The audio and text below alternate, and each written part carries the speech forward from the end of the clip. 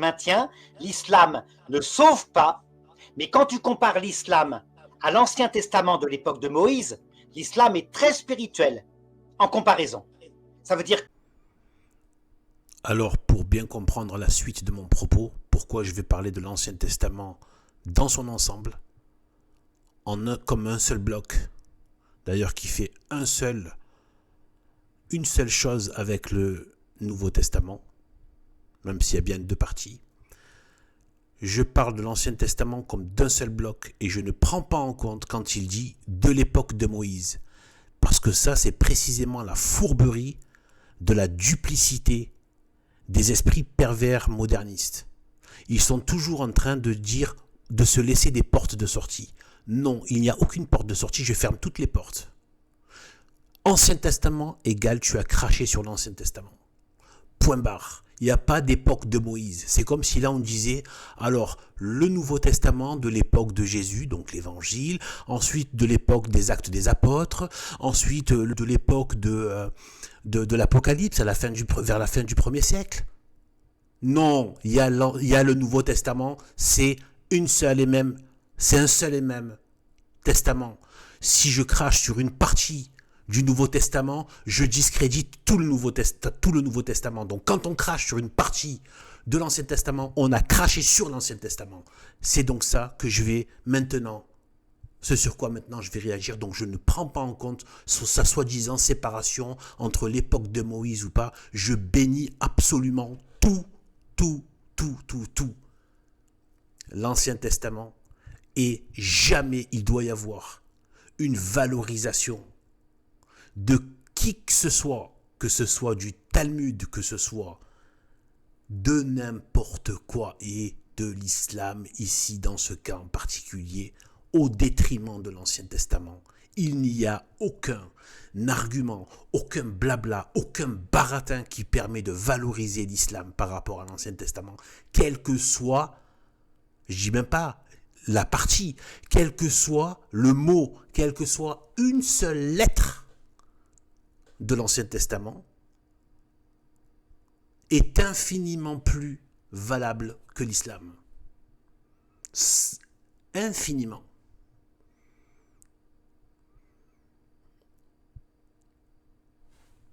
Donc je vais faire ma critique basée sur cette attaque contre l'Ancien Testament tout court. Pour les raisons que j'ai dites. Parce que ça ne fait qu'un seul Ancien Testament. Et toucher à une partie, c'est toucher à tout. Maintiens, l'islam ne sauve pas, mais quand tu compares l'islam à l'Ancien Testament de l'époque de Moïse, l'islam est très spirituel en comparaison. Ça veut dire...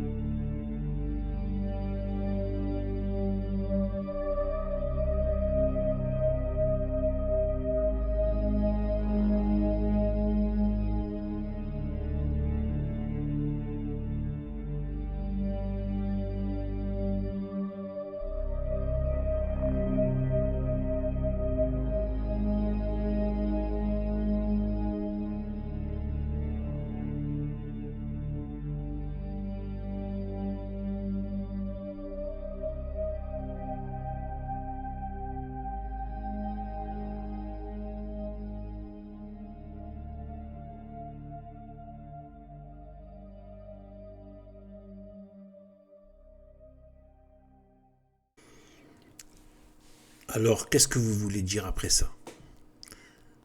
On hésite entre faire un bond de sa chaise, péter un câble, pleurer du sang par rapport à la dignité de Dieu, qui ne fait qu'un avec sa parole. Et ce moderniste vient de blasphémer. Et il enchaîne les blasphèmes sur blasphème, insulte de Dieu. ils sont dans une espèce de folie. On sent le côté infernal. À l'intérieur, c'est en mode déraillage complet et accéléré au moment où il y a un mur en face, ils accélèrent encore plus fort, quoi. C'est de la folie, ce qu'on vient d'entendre. C'est tout simplement de la démence. Qu'on entende ça de la part de tous les ennemis de l'Église, de tous les ennemis du catholicisme extérieur, lui, c'est un ennemi pire que ceux de l'extérieur, parce qu'il est un ennemi de l'intérieur. Il n'est pas catholique. Les modernistes, que les choses soient bien claires, ne sont pas mes frères. Tous ceux qui défendent qui engagent leur âme dans la défense des abominations qui sortent de la secte Vatican II depuis 1959 sont non seulement pas mes frères, mais mes ennemis. Et les pires ennemis. Voilà les fruits maudits de Vatican II. Voilà ce qui sort de la bouche d'un moderniste. Il vient d'insulter la parole de Dieu, c'est-à-dire Dieu lui-même. Il vient de dire que déjà il ose comparer l'Ancien Testament, qui fait partie du dépôt de la foi, qui est la parole de Dieu, absolument belle, pure et parfaite, de toute éternité. Il ose le comparer à un culte aussi misérable que l'islam, que le Coran, à un espèce de livre qui a été démontré comme étant non seulement faux, mais en plus, il suffit de l'ouvrir et de regarder quelques passages pour voir à quel point il n'est pas de Dieu et qu'il contient à la fois l'appel au massacre des chrétiens, l'appel au meurtre, l'autorisation de violer des femmes captives de guerre, que ce soit là ou dans les hadiths, c'est pareil de toute façon, mais de toute façon c'est ce qui se pratique même dans le Coran. Il y a des scènes de fous comme ça. Il est écrit noir sur blanc, tuez-les partout où vous les trouverez.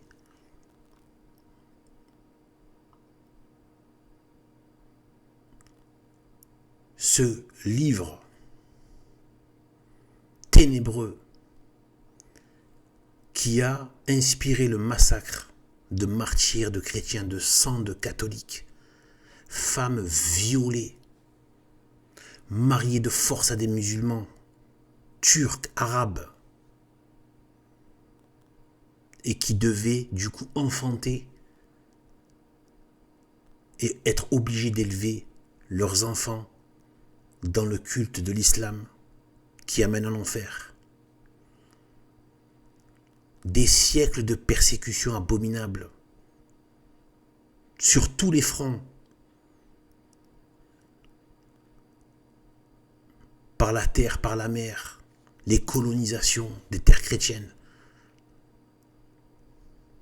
les intrusions, les rapts sur les côtes, les enlèvements pour prendre des blanches chrétiennes et les mettre en vente d'esclaves sexuels. Cette espèce de courant qui a été soi-disant donné de façon soi-disant par Dieu à un Mahomet qui a couché avec une gamine de 9 ans.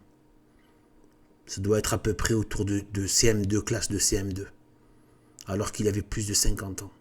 Quel que soit l'âge d'ailleurs, mais en plus, un homme de plus de 50 ans, qui a pénétré sexuellement une gamine de 9 ans.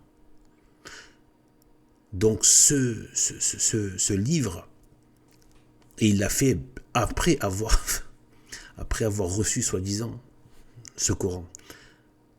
Donc il vient nous dire qu'en fait, le Coran, qui a sur lui le sang de nos frères et sœurs tués, massacrés, violés, mis en vente aux esclaves, etc. Des siècles de persécution et aujourd'hui encore ça continue. Les persécutions de sang, viols, massacres dans tous les endroits où des chrétiens ont le malheur de cohabiter avec des sociétés musulmanes.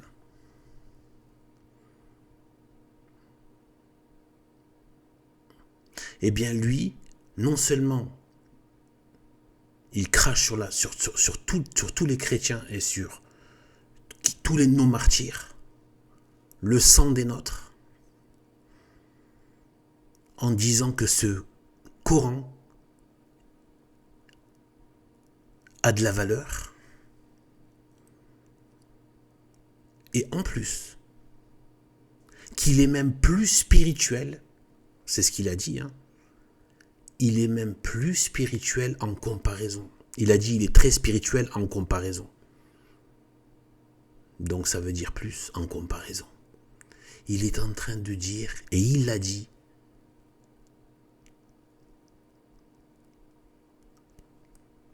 que le Coran, en comparaison avec l'Ancien Testament, qui est la parole de Dieu toute puissante, le vrai Dieu de vérité,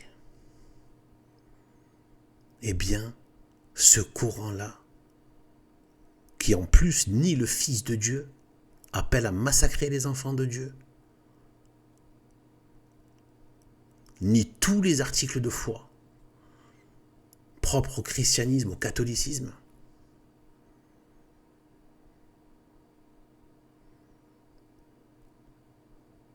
l'Ancien Testament qui contient la Genèse, qui contient la promesse du Messie, qui contient la loi donnée par Dieu, que Jésus est venu accomplir, il l'a dit lui-même. Jésus qui à plusieurs reprises fait des références et des citations même de l'Ancien Testament.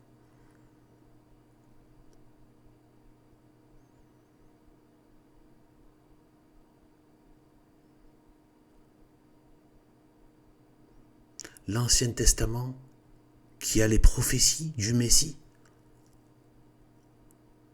qui prépare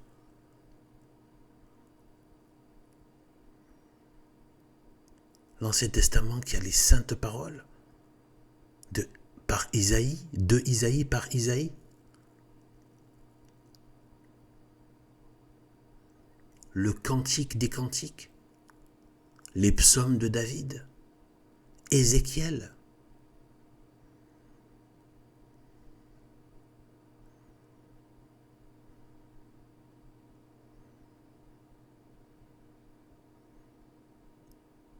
Toutes les préfigurations de ce qui va éclore après dans l'Église catholique. C'est inadmissible. Et ce type est venu en commentaire m'appeler mon ami pour parler. Je ne crois pas aux perfides. Moi, je réponds mon ennemi. Et je ne discute pas. C'est moi qui pose les règles.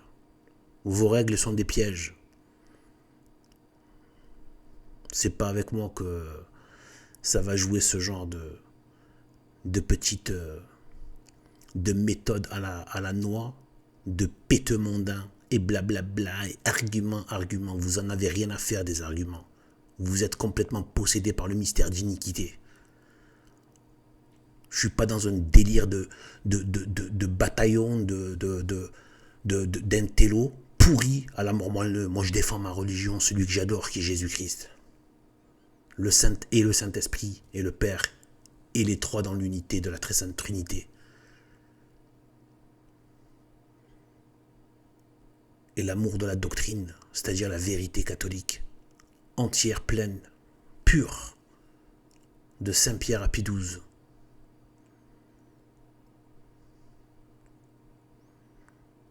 C'est de l'islamolatrie.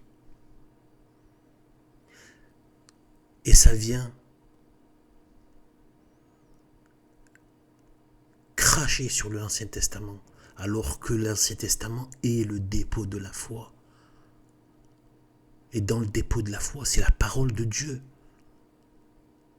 Et vous savez à qui ça m'a fait penser en même temps? À l'immonde et l'infecte et fourbe derrière ses apparences, derrière une façade de bonhomie, de Youssef Indy, qui pour défendre son islam crache toujours sur l'Ancien Testament, et il a même dit que le Dieu de l'Ancien Testament, sauf que nous les catholiques, c'est notre Dieu, c'est le même Dieu. Il a dit que le Dieu de l'Ancien Testament est Satan.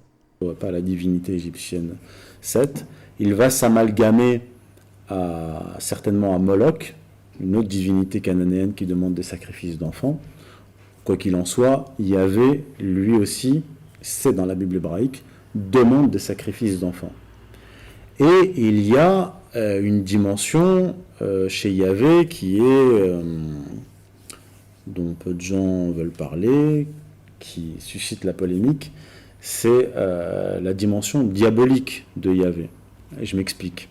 Dans le même récit, il est écrit que Satan inspire à David de dénombrer le peuple hébreu, les fils d'Israël. Par conséquent, là on voit un amalgame entre le diable, le Satan et Yahvé. C'est pas moi qui fais cet amalgame-là. C'est la Torah elle-même, c'est la Bible hébraïque elle-même, on est d'accord.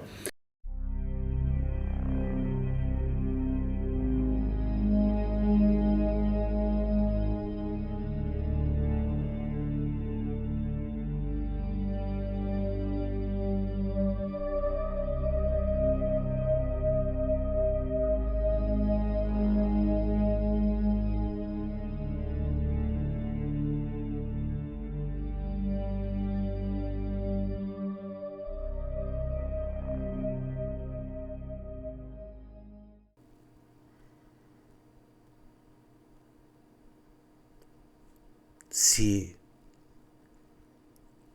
le même esprit de démon qu'il est derrière. Vous voyez, le même esprit de démon qui opère au travers d'un Youssef Indy et d'un moderniste faux catholique, Arnaud Dumouche. Le même esprit de démon qui est là, à l'œuvre. On voit la même marque, la même méthode.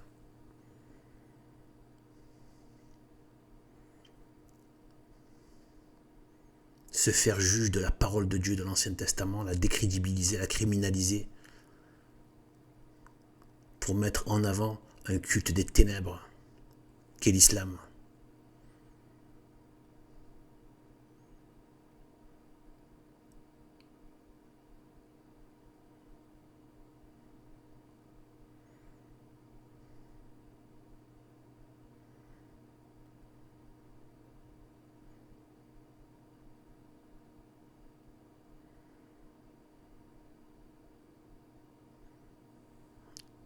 Et leurs œuvres, depuis que l'islam a été créé et jusqu'à nos jours, montrent que c'est pas un culte de lumière, c'est pas un culte de Dieu.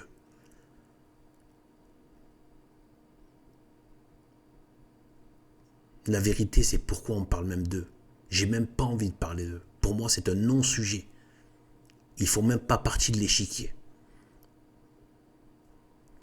C'est justement parce qu'il y a cette islamolatrie, notamment dans le Vatican II, en train de lécher les babouches de l'islam et d'imposer une présence islamique au milieu de nos églises que j'en parle, qui maintenant sont sous le contrôle des pires ennemis de l'église, c'est-à-dire les modernistes, qui sont d'ailleurs bien pires que les musulmans, puisque les musulmans, même s'ils jouent un peu de la taquilla, ils en jouent beaucoup, mais c'est un ennemi qui ne tarde pas à montrer sa vraie figure. Au moins, tu sais à qui tu as affaire avec eux. Et ils vont pas la jouer faux semblant pendant très longtemps. Ils vont très vite montrer leur vraie figure. En cela, ils sont beaucoup plus faciles à gérer. Par contre, les imposteurs de la secte Vatican II, faux catholiques et vrais ennemis de l'Église catholique, cela relève de la méthode du serpent.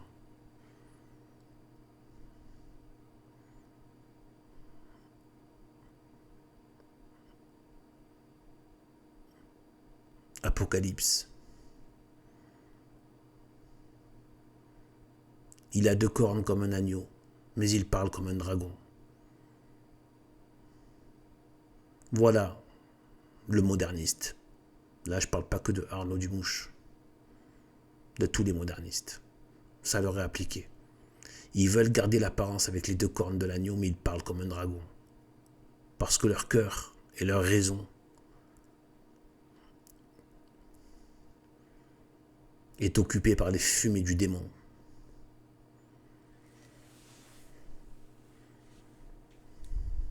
Qu'il se repente, qu'il abjure ce qu'il a dit, c'est-à-dire en disant le contraire de ce qu'il a dit. Tout le reste, ce n'est que charabia, blabla et baratin des enfers.